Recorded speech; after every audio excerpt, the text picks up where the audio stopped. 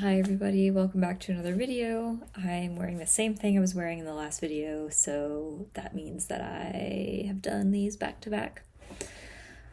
I just rewatched the previous video that I made and I was like, oh, I actually sound a lot more cohesive than I thought I did. So I'm like, all right, I'm gonna do another one. So in this video, I'm gonna be telling you one of the worst memories that I have of my narcissistic mom's abuse. It's going to be visceral. I am giving you trigger warning right now. It's traumatic. And I'll probably be sharing a few stories and a few memories. To preface my story before I get into the details, my name is Aaliyah, and I am passionate about exposing my inner processing, my inner world, my vulnerability, and my stories for the sake of empowering fellow victims and survivors that you are not alone, you are not crazy, and even if you're in a place where you're not free to talk about the truth of what happened, I'm giving you my nervous system, this video, to imprint upon you so that you can experience regulating virtually with another human being who was also a victim of maternal narcissistic abuse and who's sitting in front of you virtually, talking about it and speaking the truth. And I'm here with you, and I'm here to be your friend, and I'm here to just be with you in this. And not just to tell you with empty words, but to show you that what you've been through, it is horrible. It is unjust. It is unfair. You were abused. Your mother was abusive. She was a narcissist or is a narcissist, or whether it's your mother or somebody else. I'm just here to speak from an embodied place so that you can be empowered. You can be given power. You can be given a hug or a balm around your nerves, your frayed edges. Hearing these raw stories come from someone else. And a lot of the time, that's why we watch media. That's why we read stories. That's why we watch movies. That's why we read books. That's why we watch plays. That's why we listen to certain songs. Why? Because they give us a mirror when we need one. So I'm here to be that mirror. That's why I'm sharing. That feels great. That feels right. That feels aligned. So, without further ado, this is one of my most traumatic memories of my narcissistic mother's abuse. So, little backstory. I grew up in Long Island in New York, and for a stint of my life in high school, I went to an art high school in New York City, and my mom had bought an apartment in Manhattan so that I could go to school, art school in the city during the week. That was an amazing opportunity, right? But sadly, the good was soiled by the bad. But I don't take that for granted, but still, it was soiled. My high school experience was ruined. My experiences, they were sabotaged. My childhood was stolen from me. So anyway, during the week we would drive into the city and we would live out of a suitcase, and I slept on a portable mattress, and we had hot water and a gas stove, and it was everything we needed. We had a microwave, and I would go to school during the week and sleep in the apartment, and then on the weekends we would go back to my childhood home in Long Island. And that's what happened for probably no more than 2 months before I got severely depressed, suicidal, stopped going to school.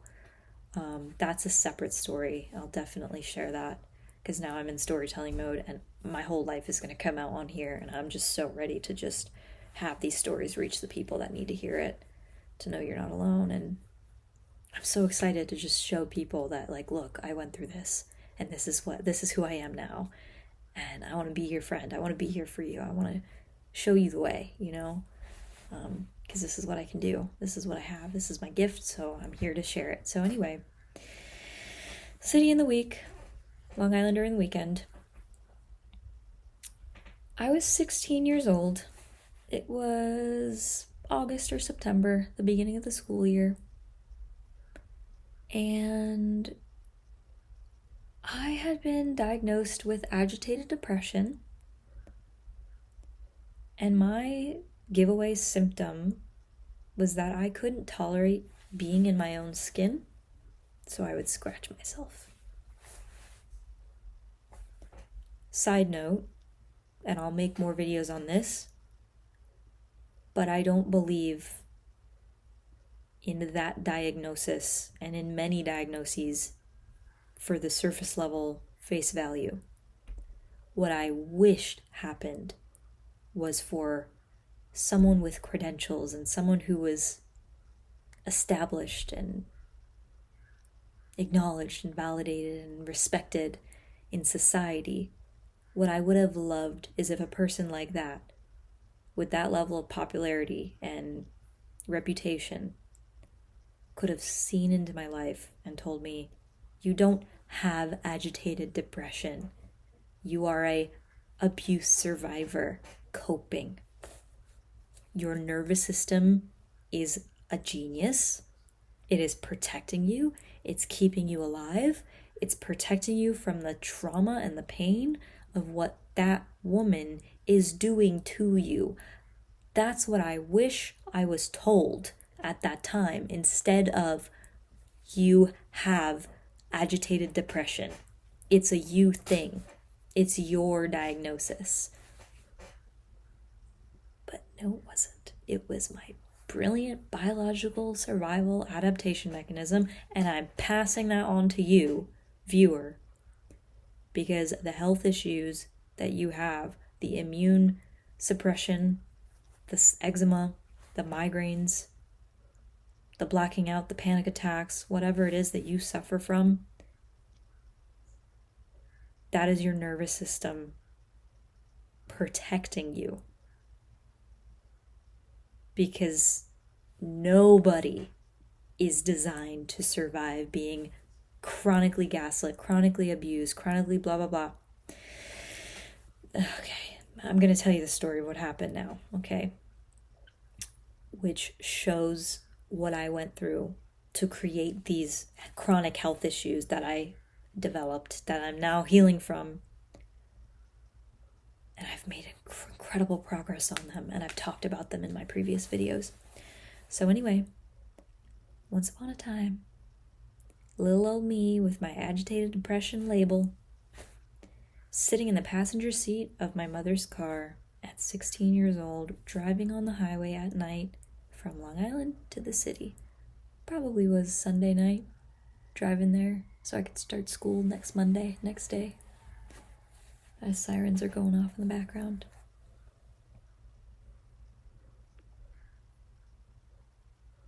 Just waiting for the sirens. And also thinking about how that siren energy is just mirroring the story that I'm telling right now. So anyway, I was in the car. It was at night. And my mom said or did something that pissed me off. I got upset and I made it known. I got mad at her or something. I don't even remember.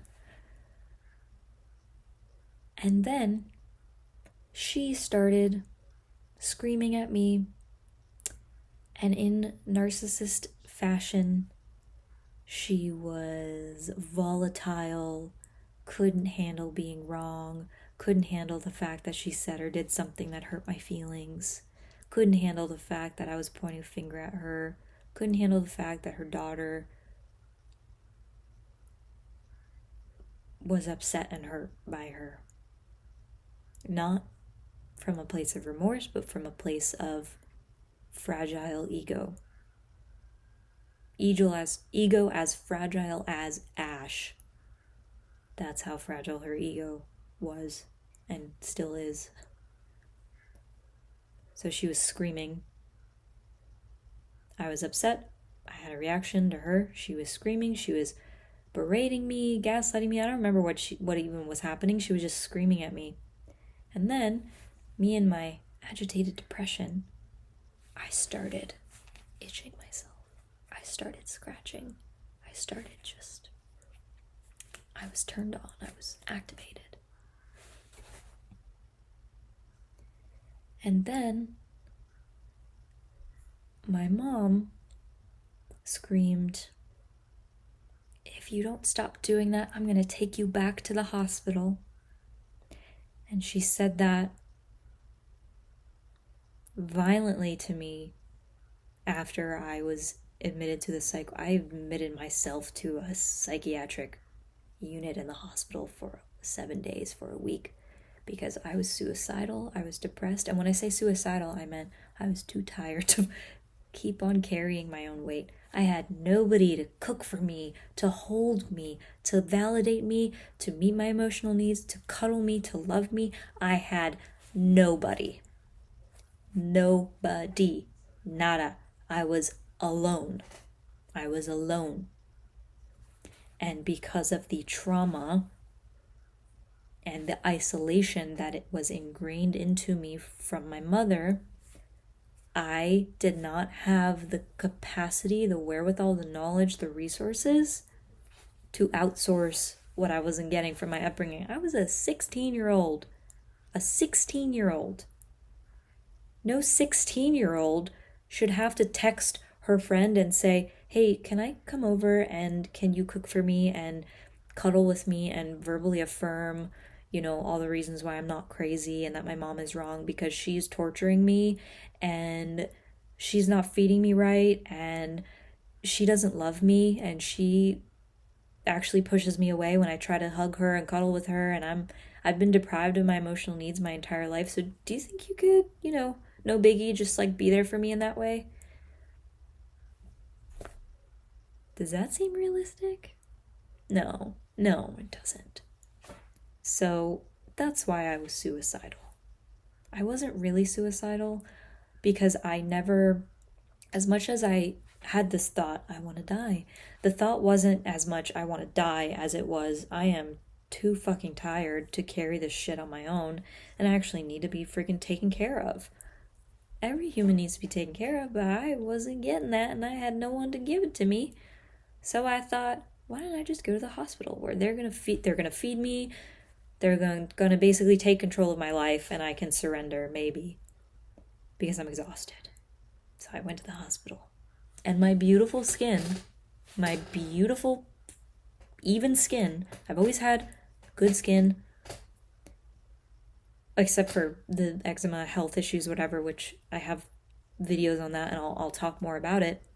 But my in the hospital they gave me these antidepressants and they upped the dose every single day for 3 days in a row, and then they took me off of the shit and my face broke out in hives and an itchy rash, and they fed me shitty hospital food and it was dehumanizing, and we weren't allowed outside for more than 20 minutes in the span of a week. And it was humiliating and dehumanizing, and it was a genuinely traumatic experience where, again, I was treated like a problem and I was treated like a number. I was treated like a bottle of symptoms.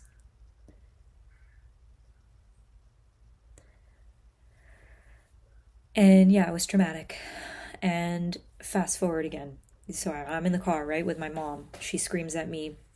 She threatened to send me back to the hospital if I didn't stop scratching myself, which was a complete bulldoze of the fact that I had vulnerably gone through this hellish experience in the hospital already, where I wanted to die because of her and her neglect, and because of the fact that I didn't have a family. I didn't have a family who loved me. I wasn't loved. I wasn't loved enough. I wasn't met enough.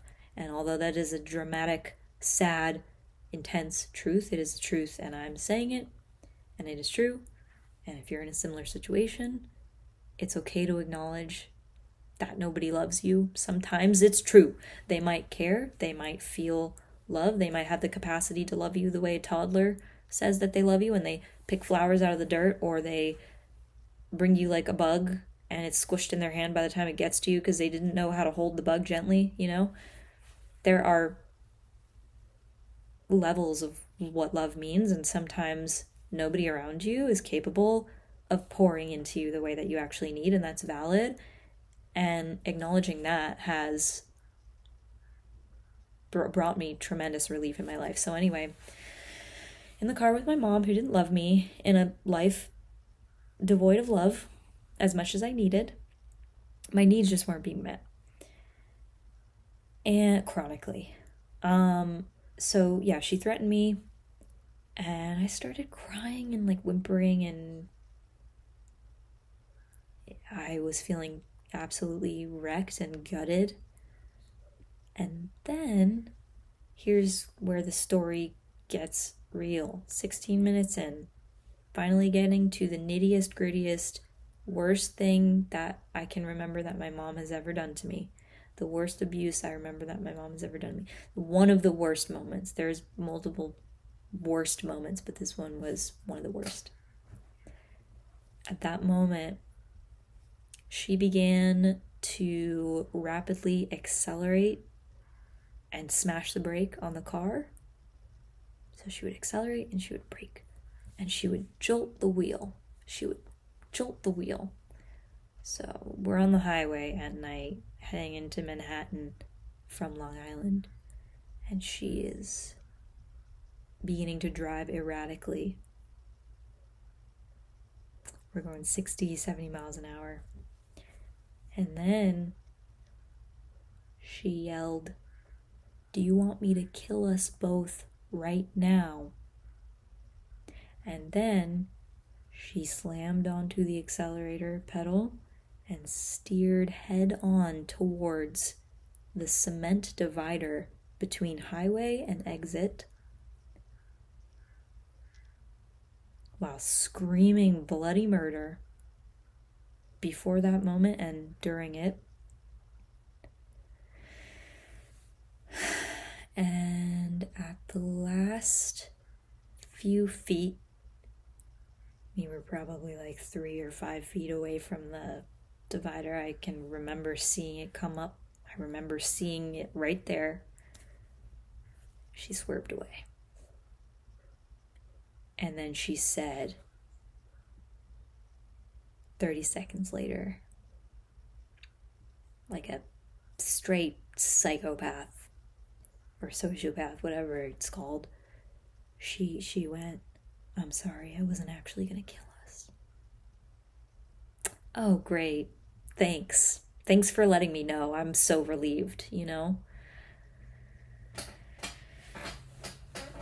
So that was one of the worst things that my mom has ever done to me, my abusive, narcissistic mother.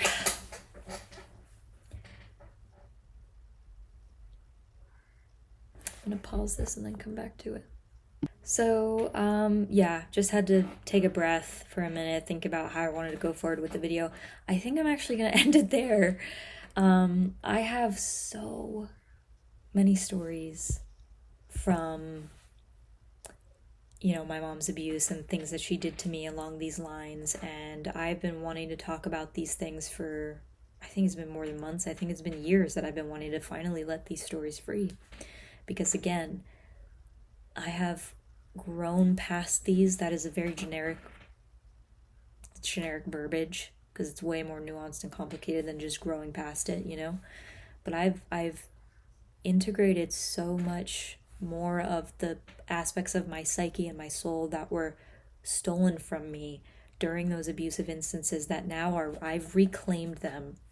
And the thing about healing from abuse is, until you reclaim these fragmented parts of your psyche, there are going to be parts of your energy flow, your creativity, your softness, your love, your vitality, who you are, that are lingering outside of your body, that your psyche is disassociating from, and that anytime those things come up, the experience of disassociation maybe takes over, and it creates a block between the way you show up in the world and your true soul essence. Because if you were abused growing up by a parent, then you were straight up, bluntly calling it like it is, you were robbed of the opportunity to mature and grow into yourself as God designed you to be. So that's what I'm here to gently encourage you into, and to mirror to you that it's okay to call out abuse. Again, as long as you're safe to do it, as long as your survival is not directly tied to you speaking the truth. Because I've been wanting to talk about these things for years, but I've shared this already. Earlier this year, I discovered some financial abuse that my mom was, literally legal crimes that my mom was committing against me.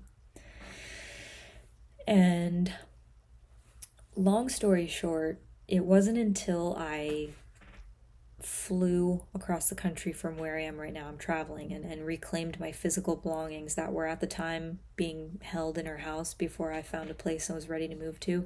It wasn't until I took back that stuff that she had actually put into storage units that she had legally owned. She moved my things without my consent into storage units once she found out that she was breaking the law, because that's what narcissists do. That's what abusers do. When you are entangled with them, especially if you're their child, or if you have children with them, or if you have some other significant entanglement, then it's not always safe to call them out, because you're trying to protect your physical assets, your belongings, your emotional stability, your finances. And if you have a child, then your child, because God forbid your abusive ex is going to threaten your child or your rights to protect your child. And that's not something that you want to mess around with. Your priority should be your safety. And so now that my safety is not compromised externally by my mom, now that she has no leverage over me, I'm free to talk about these things, finally. And for weeks I was in and out, but today's the day that I'm just finally sharing. So this is the story of one of the worst things that my narcissistic mom ever did to me. When she threatened to kill me, she threatened my life, and she almost killed me. She almost killed us.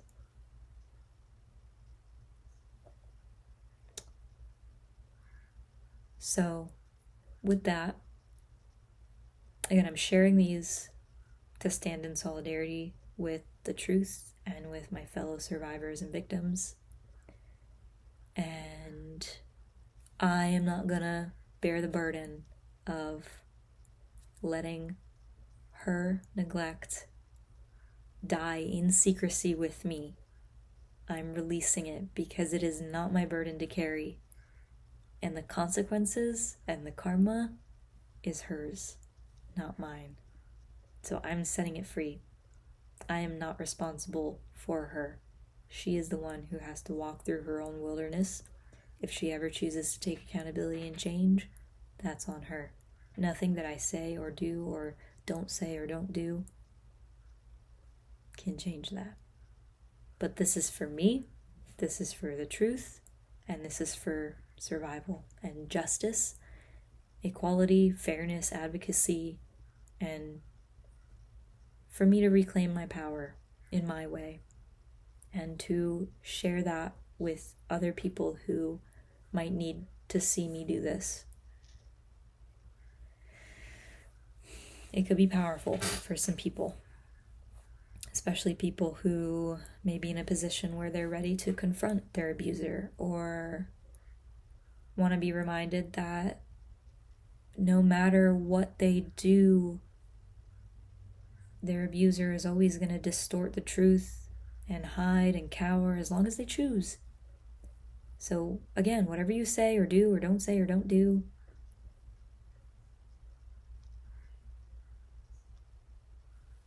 the consequences of their actions fall on them every time. And you're allowed to tell the truth.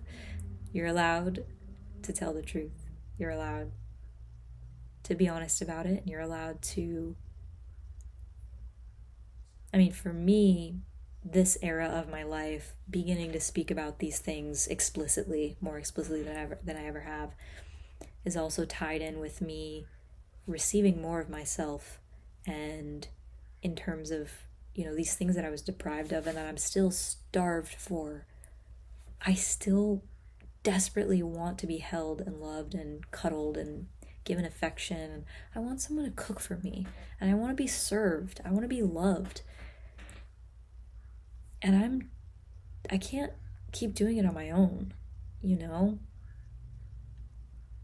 And I'm in this position because of where I came from. And my hunger is so big because of where I came from. My longing is so big because it's not like I loved someone and got that and then lost them. It's like I never got that. I was deprived of my emotional needs as a child. Not only deprived, but abused. So this is me stepping into the version of myself who is empowered and literally serving my purpose.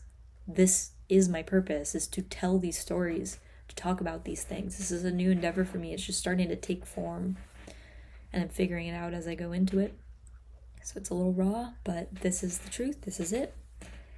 And I'm also just ready to claim everything that was stolen from me and to talk about it like it's some crazy story, because it is a crazy story, but it doesn't have to stay mine in a way that imprisons me.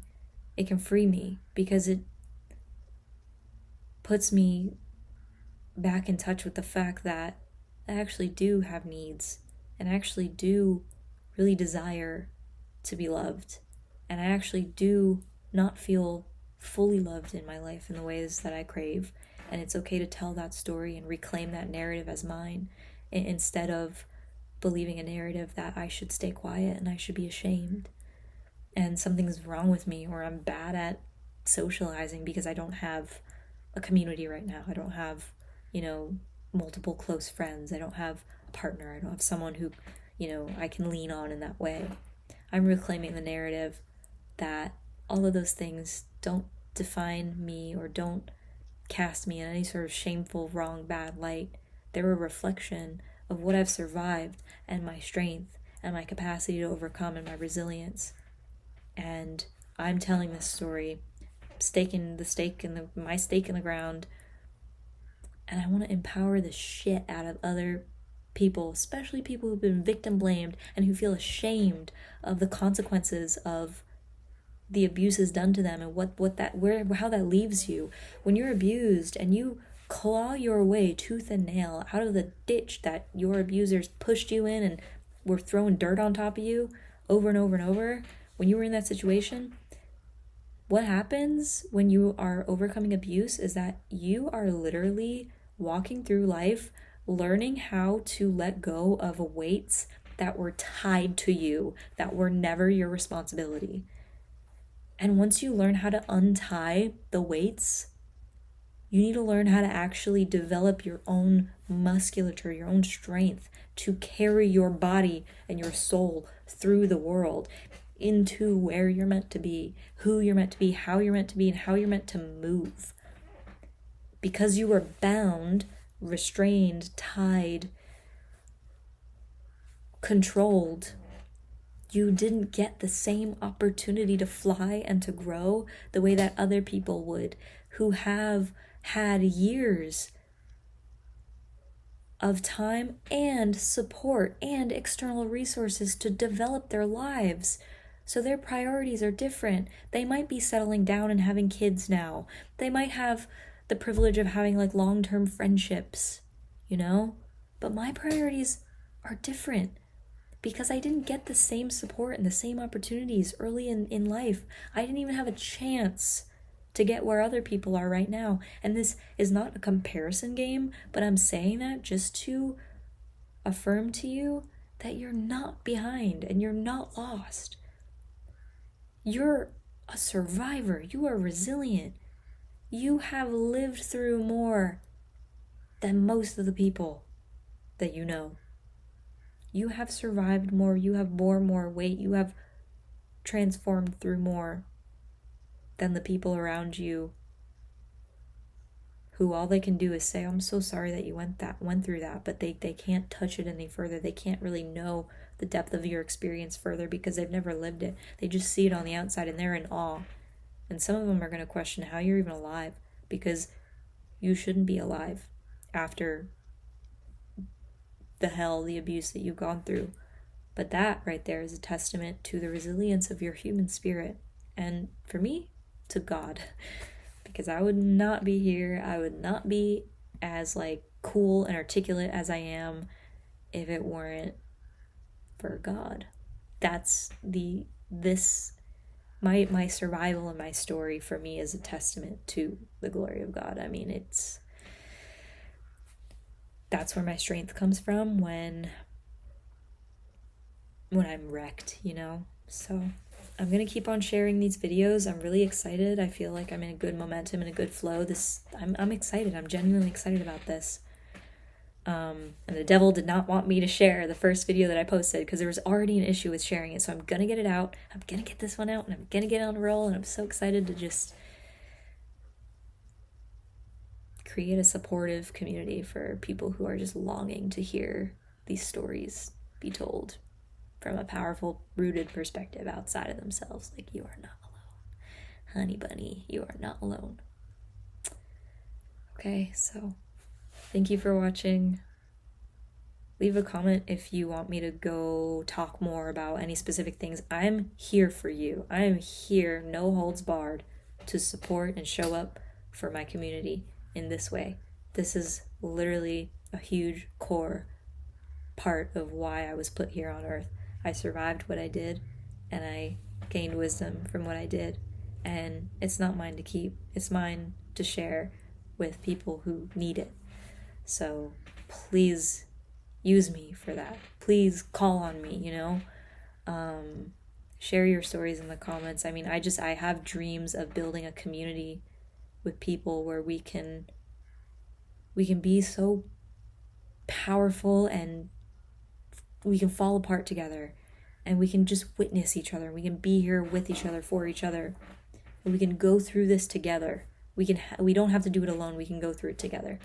Okay, so that's all I got. Thank you so much for watching. See you next time.